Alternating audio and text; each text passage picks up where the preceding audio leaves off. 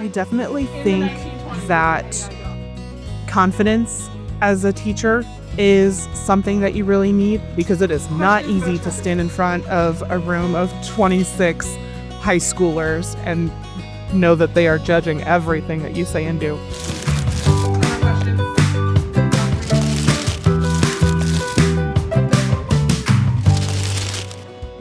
Sense of humor is huge, especially with high schoolers. They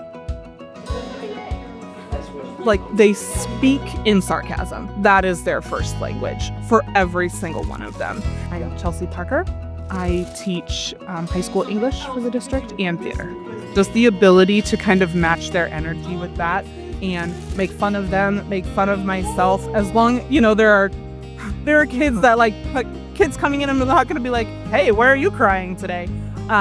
But just being able to kind of have that rapport and that back and forth with them, just having some empathy and some patience with them, because they're still learning how to be adults and be themselves and figure out who they are and what they actually want and what they can do and what they are capable of. I think people would be surprised at how much emotional support happens in the classroom. There's obviously working with kids on academics and getting caught up if they've missed, some school or those kinds of things. But the number of times that I have had students come to me with really, really good news that they want to share, or someone coming into my classroom and just having the worst day and being so close to tears. People think that that's kind of expected in elementary, maybe because they're little kids and of course they're going to fall down on the playground and they're going to cry, right? And everything's big feelings, but the high schoolers have big feelings too. They're still learning how to regulate those emotions and that kind of stuff. I don't think I realized or understood how much extra time goes into being a teacher. As students, we think of teachers as being at school from 7:30 until 4, and then they check out and maybe they got to do some stuff at home, whatever, but there's a lot of extra time that goes in, whether it's grading or planning or whatever, but also just the kind of the concern and the worry and the care that you have for your students. That's not something that ever really ends in the day.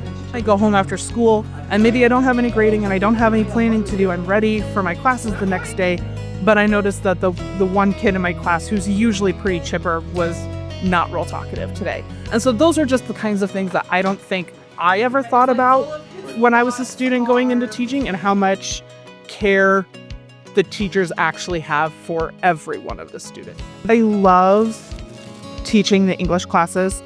Reading has always been one of my biggest passions, and getting to kind of share that with the kids and get really excited about books and characters and things like that.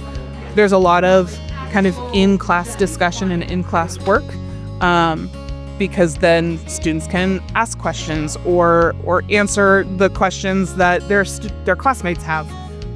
There are conversations we get to have in English that you will never have in a math class, just because of the stories that we read and the content that we teach. We read stories that have difficult things in them, things that students go through or know someone who has gone through.